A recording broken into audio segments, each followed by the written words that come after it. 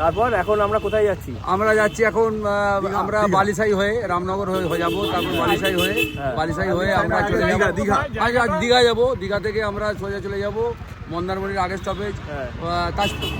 আমরা তাজপুরে কিছুক্ষণ সময় কাটিয়ে আবার ওখান থেকে বেরিয়ে মন্দারমণির ওই রাস্তাটা ধরে আমরা চাউলখোলা যাব।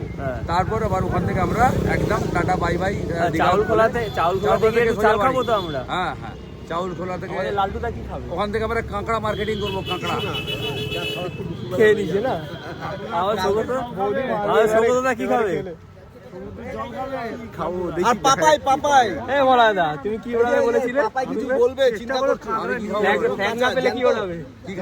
ফ্ল্যাগ না পেলে কি ওড়াবে? হ্যাঁ, ফ্ল্যাগ না পেলে আমি সৌগতদার জাঙ্গিয়াটা খুলে আমার আর ওই যে বাচ্চুদা এসছে আমাদের সঙ্গে, বাচ্চুদার ফিগার দেখলে মনে হয় ওর জাঙ্গিয়া যদি ছেঁড়া হয় আমাদের প্রত্যেকের ফ্ল্যাগ হয়ে যাবে। যদিও আমাদের এখন আমার তাপস দা কালকে সারপ্রাইজ দিয়েছে আমাদের। কবিতাগুলো সারপ্রাইজও দিল, কিন্তু তার আগে তাপসদা সারপ্রাইজ। আচ্ছা, হ্যাঁ, সারপ্রাইজ হয়ে গেছিল। তাপসদার সকালে ঘুরিয়ে তাপসদার ফগলাইট কোথায় ছিল? আকাশে মানে গাছে। তাপসদাকে বলেছি, তাপসদা আমি একটা ছোট্ট করে কবিতা বলছি, এটা ভালো কবিতা, খারাপ কিছু না। নির্জন একটা দুপুর ডাকিলাম প্রেয়সীকে, এলো একটা কুকুর।